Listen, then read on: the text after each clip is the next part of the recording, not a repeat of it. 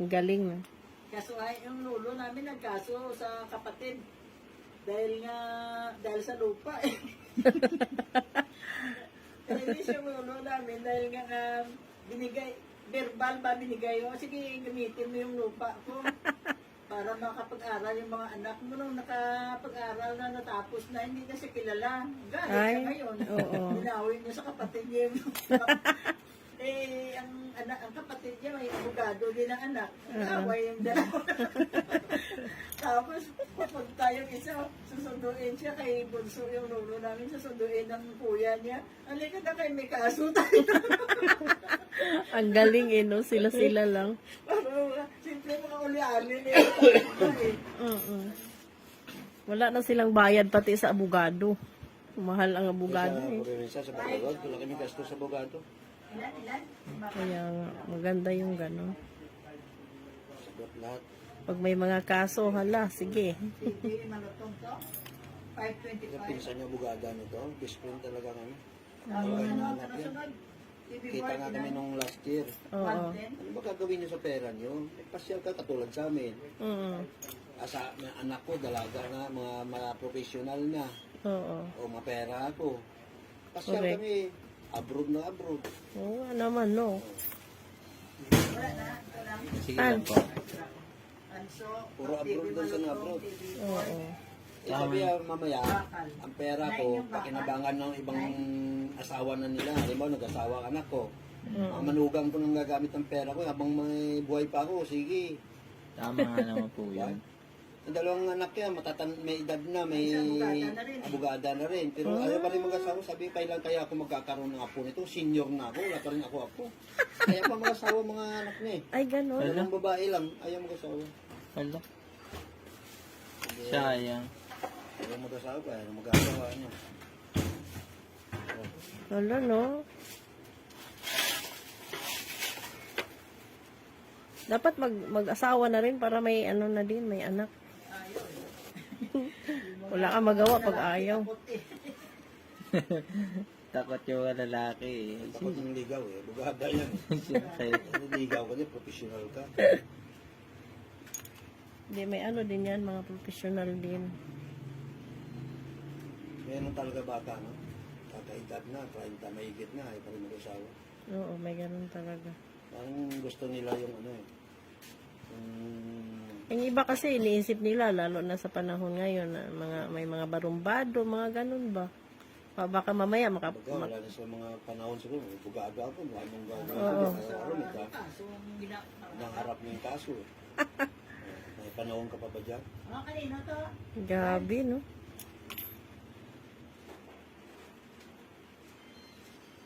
May love life din po yan. Kaya lang, hindi pa priority. Hindi pa dumadating ba?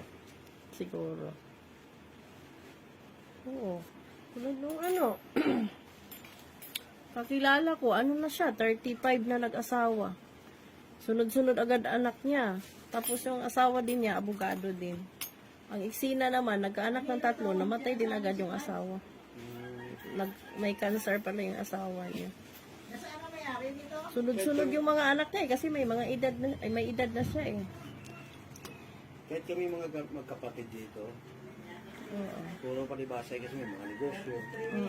Pag mga okasyon, 3385. yung nung linggo, binyagan na naman ng pamangkin ko, anak ng pamangkin ko, di ako nakapunta. Kayo lang. Ah, may mga kapatid ka rin dito, kuya? Dami namin dito. Ay, gano'n. Isa kalate ang tanso. Mga pamangkin ko, professional na rin. Mga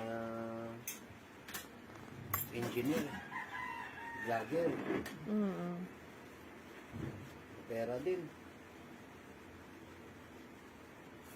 Naman ito kita-kita. Maganda yung gano'n kasi nagkakasundo. Kasi mga pamangkin, parang ano, yung mga pamangkin ko, parang barkada lang kami. Halimbawa, na magtrupa tapat kami para sa Chuhin. Wala, barkada para barkada lang. Magtrupa. Trupa lang. Hindi pa tayo ng ibang mag-Chuhin, no? Pero stricto. Kami hindi. Iba kasi nag-away-away. Oo, pangit yung mga gano'n eh. Ito sa amin wala. Pag sinabi na outing, lahat yan. Outing kami nung Abril nito. Nung Abril, outing kami, 7 sasakyan kami. Kanya-kanya Dami, sasakyan eh.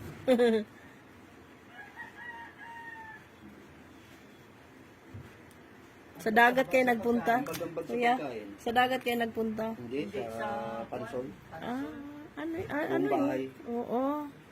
Panson. Libre naman yung bahay kasi kin-vlog lang yung pamangkin niya. Lagi vlog lang. Pagkain ng gasto sa 24,000 lang. Sa Laguna. Grabe, no? Yung bunso ko yun, 13,000 sa kanya. Ang kagandahan kasi sa inyo, magkakasundo kayo. Hindi yung nagpapainggitan.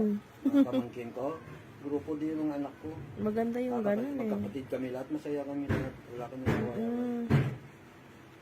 Kaya tignan mo, lumalago Ano kayo. pa yung binablog ng pamangkin mo? Yung Jet Lau. nakita mo yung may yung hinge nuts ng mga kuwan, may nabol nila. Yung tatlong magkaangkas. Ah, Na ano mo yun? Siya yung nag-vlog. Siya yung naghabol. Ang ano niya, Jet Lau Rider. Jet, Parang ako. G-E-T-T. Sikat yan. Lagi na sa abroad yan. Laki ng kinita niya doon. Sa gin-vlog niya yun nga na ginhabol nila nga kuwan. Oo, Nagbebenta yan siya, nagbebenta yan sa mga BMW ng mga motor. Makikita mo yan, Jet Lau Rider.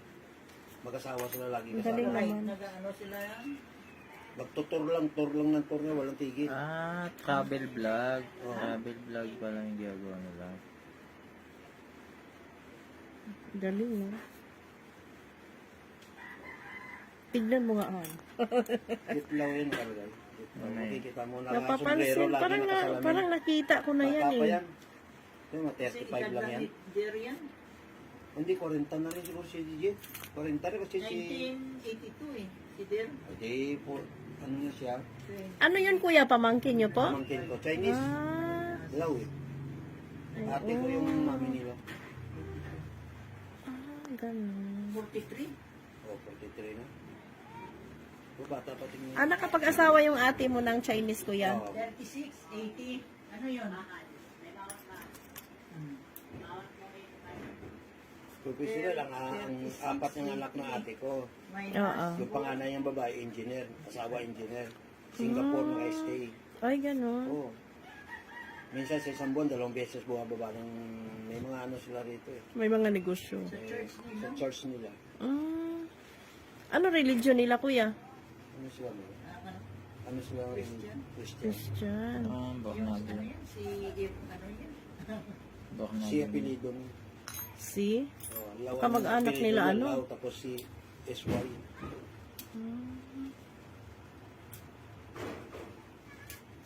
Nagawa ng Divisoria, Maynila.